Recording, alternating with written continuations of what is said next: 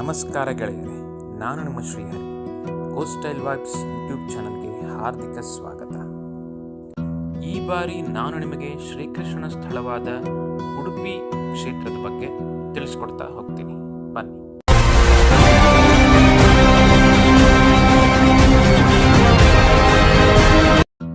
ಮೊದಲಿಗೆ ನಾವು Udupi railway ಸ್ಟೇಷನ್ನಿಂದ 3.5 kilometres ದೂರದಲ್ಲಿರುವಂತಹ ವಿದ್ಯಾಸಮುದ್ರ guest ಹೌಸಲ್ಲಿ ಉಳ್ಕೊಂಡಿದ್ವಿ. ಇದು ಮಠಕ್ಕೆ ಬಹಳ ಹತ್ತಿರ ಇರೋದ್ರಿಂದ ನಮಗೆ ಬೇರೆ ಎಲ್ಲ ಜಾಗಗಳಿಗೆ ಹೋಗಿ ಬರಲಿಕ್ಕೆ ತುಂಬ ಅನುಕೂಲ. ಈ ವಿದ್ಯಾಸಮುದ್ರ ಗೆಸ್ಟ್ ಹೌಸ್ಗೆ ನೀವು ಅಲ್ಲೇ ಬಂದು ರೂಮ್ ಬುಕ್ ಮಾಡ್ಕೋತೀವಿ ಅಂತಂದರೆ ರೂಮ್ ಸಿಗೋದು ಬಹಳ ಸಾಧ್ಯತೆ ಕಡಿಮೆ, ಯಾಕೆಂದರೆ ಅಲ್ಲಿ ತುಂಬ ಡಿಮ್ಯಾಂಡ್ ಇರುತ್ತೆ. ಹಾಗಾಗಿ ನೀವು ಮುಂಚೆನೇ ಆನ್ಲೈನಲ್ಲಿ ಬುಕ್ ಮಾಡಿಕೊಂಡು ಬರಬೇಕಾಗತ್ತೆ. ಇದು ಯಾವುದೇ ಒಂದು ಆನ್ಲೈನ್ ಪೋರ್ಟಲಲ್ಲಿ ಸಿಗೋದಿಲ್ಲ ನಿಮಗೆ. ಹಾಗಾಗಿ ನಾನೊಂದು ಕಾಂಟ್ಯಾಕ್ಟ್ ನಂಬರ್ನ ಕೊಟ್ಟಿದ್ದೀನಿ, ನೀವು ಅದನ್ನು ಟ್ರೈ ಮಾಡಬಹುದು. ರೂಮ್ ಇಲ್ಲಿ ನಮಗೆ ಬಹಳ ಸ್ಪೇಷಿಯಸ್ ಆಗಿತ್ತು, ತುಂಬ ದೊಡ್ಡದಾಗಿತ್ತು.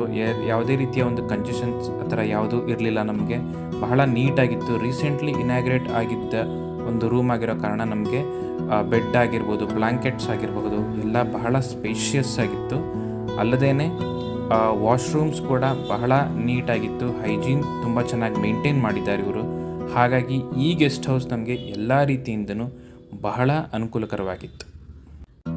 ನಂತರ ನಾವು ಬೆಳಿಗ್ಗೆ ಬೇಗ ರೆಡಿಯಾಗಿ ವಿದ್ಯಾಸಮುದ್ರ ಗೆಸ್ಟ್ ಹೌಸಿಂದ ಕೇವಲ 2 ನಿಮಿಷ ದೂರದಲ್ಲಿರುವಂತಹ ಉಡುಪಿ ಶ್ರೀಕೃಷ್ಣ ಮಠಕ್ಕೆ ಭೇಟಿ ಕೊಟ್ಟು ಸ್ವಾಮಿ ಶ್ರೀಕೃಷ್ಣನ ದರ್ಶನ ಮಾಡಿಕೊಂಡ್ವಿ. ನಂತರ ನಾವು ಉಡುಪಿ ಮಠದ ಎದುರಿಗೆ ಇರುವಂತಹ ಸ್ವಾಮಿ ಅನಂತೇಶ್ವರ ದೇವರ ದರ್ಶನ ಮಾಡಿಕೊಂಡ್ವಿ. ಈ ದೇವಸ್ಥಾನ ಬೆಳಿಗ್ಗೆ 4 ಗಂಟೆಗೆ ಓಪನ್ ಆಗುತ್ತೆ. ಅನಂತರ ನಾವು ಉಡುಪಿ ಮಠದ ಹತ್ತಿರನೇ ಇರುವ ಕಾಣಿಯೂರು ಮಠದ ಎಡಕ್ಕೆ ಇರುವ ಒಂದು ಚಿಕ್ಕ ಓಣಿಯಲ್ಲಿ ಮುಂದೆ ಬಂದರೆ ಸುಧಾಮ ಅನ್ನೋ ಒಂದು ಹೋಟೆಲ್ ಇದೆ. ಅಲ್ಲಿ ಸ್ವಾದಿಷ್ಟವಾದ ತಿಂಡಿಯನ್ನು ಸವಿದ್ವಿ.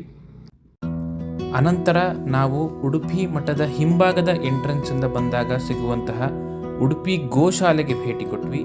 ಇಲ್ಲಿ ಇವರು ಬಹಳ ವಿಶಿಷ್ಟ ತಳಿಗಳ ಒಂದು ಹಸುಗಳನ್ನು ಸಾಕಿದ್ದಾರೆ. ನಮಗೂ ಬಹು ಅಪರೂಪದ ಹಾಗೂ ಬಹು ವೈವಿಧ್ಯಮಯವಾದ ಹಸುಗಳನ್ನು ನೋಡಲಿಕ್ಕೆ ಸಿಕ್ತು. ಬಹಳ ಚೆನ್ನಾಗಿ ಮೇಂಟೈನ್ ಮಾಡಿದ್ದಾರೆ. ನಂತರ ನಾವು ಉಡುಪಿ ಮಠದ ಹಿಂಭಾಗದ ಪಕ್ಕದಲ್ಲೇ ಇರುವಂತಹ ಪುರಾಣ ಪ್ರವಚನ ನಡೆಯುವಂಥ ಸ್ಥಳವಾದ ಗೀತಾ ಮಂದಿರಕ್ಕೆ ಭೇಟಿ ಕೊಟ್ವಿ. ನಂತರ ನಾವು ಚೌಕಿ ಪಂಕ್ತಿಯಲ್ಲಿ ಮಠದ ಪ್ರಸಾದ ಸ್ವೀಕರಿಸಿ ಸಂಜೆ ಅಷ್ಟೊತ್ತಿಗೆ ಹಾಗೆ ರಥಬೀದಿಯಲ್ಲಿ ಓಡಾಡ್ತಾ ಕಾಲ ಕಳೆದ್ವಿ. ನಂತರ ನಾವು ಸಂಜೆ 4 ಗಂಟೆ ಅಷ್ಟೊತ್ತಿಗೆ ಉಡುಪಿ ಶ್ರೀಕೃಷ್ಣ ಮಠದಿಂದ ಸರಿಸುಮಾರು 7 ಕಿಲೋಮೀಟರ್ ದೂರದಲ್ಲಿರುವಂತಹ ವಿಶ್ವಪ್ರಸಿದ್ಧ ವಡಬಾಂಡೇಶ್ವರ ದೇವಸ್ಥಾನಕ್ಕೆ ಬಂದ್ವಿ. ಇದು ಭಾರತದಲ್ಲಿರುವ ದೇವಸ್ಥಾನಗಳಲ್ಲಿ ಬಲರಾಮನಿಗಾಗಿ ಅಂತಾನೆ ಸಮರ್ಪಿಸಲಾಗಿರುವ ಕೆಲವು ದೇವಸ್ಥಾನಗಳಲ್ಲಿ ಒಂದಾಗಿದೆ. ನಂತರ ನಾವು ವಡಬಾಂಡೇಶ್ವರ ಬಲರಾಮ ದೇವಸ್ಥಾನದಿಂದ 5-5.5 ಕಿಲೋಮೀಟರ್ ದೂರದಲ್ಲಿ ಇರುವಂತಹ ಶ್ರೀ ಕಾಳಿ ದೇವಸ್ಥಾನಕ್ಕೆ ಬಂದ್ವಿ. ಇದು ಅಂಬಲ್ಪಾಡಿಯಲ್ಲಿದೆ. ಕಾಳಿಗಾಗಿ ಅಂತಾನೆ ಇರುವ ಸಮರ್ಪಿಸಲಾಗಿರುವ ದೇವಸ್ಥಾನಗಳಲ್ಲಿ ಇದು ಪ್ರಮುಖವಾದ ದೇವಸ್ಥಾನವಾಗಿದೆ. ನೀವು ಇಲ್ಲಿ ಉಡುಪಿಯಲ್ಲಿ ಸುತ್ತಮುತ್ತ ಓಡಾಡಲಿಕ್ಕೆ ನಿಮಗೆ ಆಟೋ ಬುಕ್ ಮಾಡ್ಕೋಬೋದು. ನೀವು ಎಲ್ಲ ದೇವಸ್ಥಾನಗಳ ದರ್ಶನವನ್ನು ಮಾಡಬಹುದು.